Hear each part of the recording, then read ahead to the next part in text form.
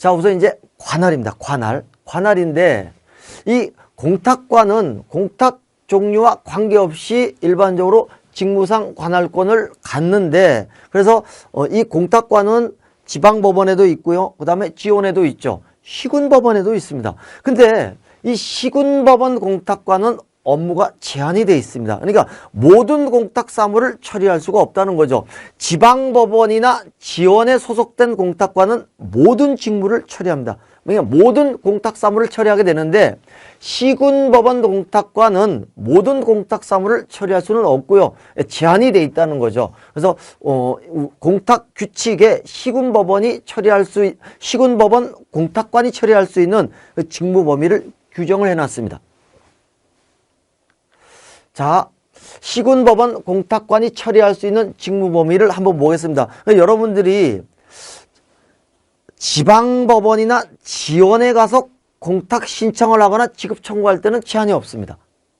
다만 시군법원에 공탁 신청을 한다든가 아니면 지급 청구를 할 때는 이 부분을 반드시 알고 계셔야 됩니다. 왜냐하면 모든 직무를 처리할 수 있는 게 아니기 때문에 그렇다는 거죠. 자, 우선 변제공탁은 그 해당되는 시군법원, 여러분 시군법원은 잘 아실 거죠? 시법원, 군법원 합해서 부르는 거고요.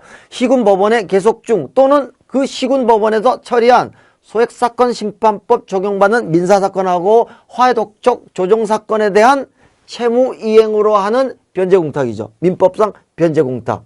변제공탁은 이거밖에 안 됩니다.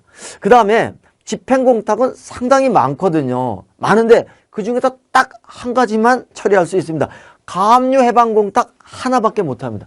시군법원 공탁관은 집행공탁 중에서는 가압류해방공탁밖에 처리 못합니다. 그 이외에 집행공탁은 못한다는 거죠. 예를 들어서 압류를 이유로 하는 공탁 못하는 거죠. 시군법은 안 되는 거죠. 가압류해방공탁에 대해서만 업무를 처리할 수 있다. 가압류해방공탁이 뭐냐? 조금만 참으시면 됩니다. 뒤에서 자세하게 나올 겁니다. 그 다음에 몰치공탁은 두 가지가 있었죠. 그 중에서 소명에 가름하는 공탁만 가능합니다. 그러니까 상호 가등기를 위한 몰치공탁은 처리 못한다는 얘기죠. 그래서 시군법원에서는 소명에 가름하는 공탁, 이것만 처리할 수 있다는 거죠.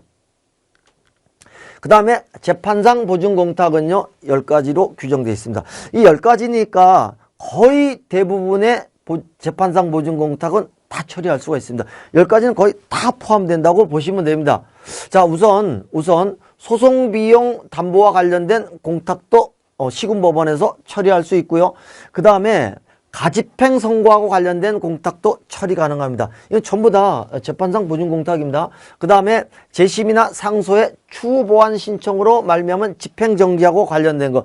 여러분들이 시군법원에서 처리를 해야 되는데, 야, 이게 시군법원에서 처리할 수 있는 공탁사무인지 헷갈린다라고 하면 공탁규칙 2조를 찾아보시면 됩니다. 여기 쭉 나열이 돼 있으니까. 자, 그 다음에 네 번째, 상소제기나 변경 소제기로 말미암은 집행정지하고 관련된 공탁도 가능하고요.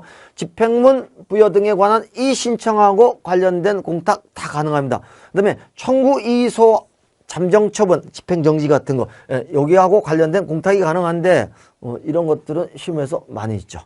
그 다음에 집행문부에 대한 이의소하고 관련된 잠정처분, 집행문부에 대한 이의소하고 관련된 집행정지, 여기하고 관련된 것도 처리할 수가 있는데 6번보다는 많지 않지만 조금 있는 편이고요. 그 다음에 가압류 가처분 명령과 관련된 공탁 무진장이 많죠. 상당히 많죠. 이 부분은 굉장히 실무에서 많습니다. 그래서 이 가압류 가처분하고 관련된 이 공탁은 시군법원에서 처리할 수 있습니다. 자, 그 다음에 가압류 가처분 이에 대한 재판과 관련된 거, 이것도 조금 있는 편이고요. 그 다음에 가압류 가처분 취소하고 관련된 거, 이 전부 8번, 9번, 10번은 보존 처분하고 관련된 건데 8번이 거의 압도적으로 많죠. 그러나 이제 이라든가 취소하고 관련된 이런 공탁